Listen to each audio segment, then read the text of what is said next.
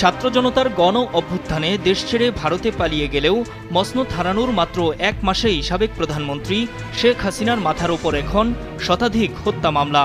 এসব মামলার বেশিরভাগেরই প্রধান আসামি তিনি। এরই মধ্যে নতুন করে গঠিত হয়েছে আন্তর্জাতিক অপরাধ ট্রাইব্যুনালের প্রসিকিউশন টিম।